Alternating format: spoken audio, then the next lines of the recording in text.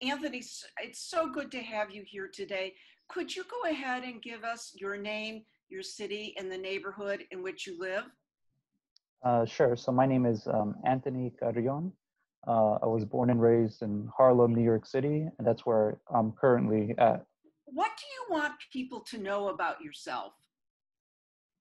Well, first, that I'm the first generation of parents who immigrated here from Ecuador, and that I'm the youngest of three kids. I have two older sisters, so come from a tight family, and I care about Harlem and New York City, which gives me a different perspective on this country. But I also have that, like I said, that immigrant experience. So I have a kind of conception of like the global North and the global South, which I think um, it's also a privilege to have. And what do you worry about during this period of COVID-19? So we saw that COVID kind of revealed what was always there, the kind of gross inequality. We saw that in the outcomes, right, of the deaths and illnesses, largely Black and brown. So what our concern is that, not only have things not changed, I think they're about to get a lot worse. And the place that's most obvious is the proposed budget cuts.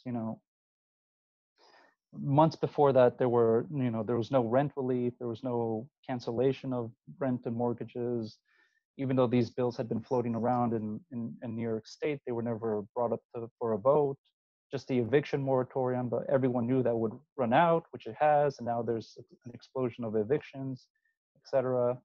So all the inaction, the dragging of the feet, and now we've come to this moment with the budget cuts. So we're facing, the elimination of the summer youth employment program.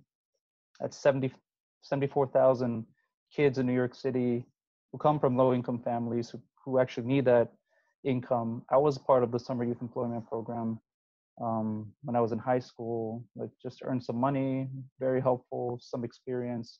And now there's not that. There's like almost $1 billion to cuts in education. So everything from after school activities and extracurriculars to programs to help kids, get to like college, pre-K for little kids, all of that on the chopping block. How do you envision New York recovering? I don't think it will right now. I think we're in for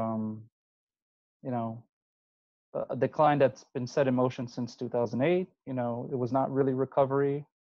The so-called normal that everyone wants to return to was awful to begin with. And now after the pandemic and the economic crisis after that, we're entering another period of decline. And I think it's just gonna widen the gap between rich and poor, which you're seeing, and especially in a place like New York City, it's gonna worsen structural racism, poverty. So in that is kind of like, there will be chaos, but in that climate, there's also some opportunities because it kind of lays bare the problem. If New York were to move towards more justice, what would this look like? What would this mean to you? At Community Board 9, we've passed a couple of resolutions.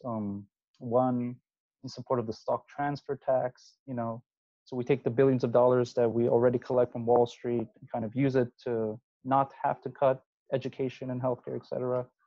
So stop, imposing a crisis upon yourselves and do the right thing.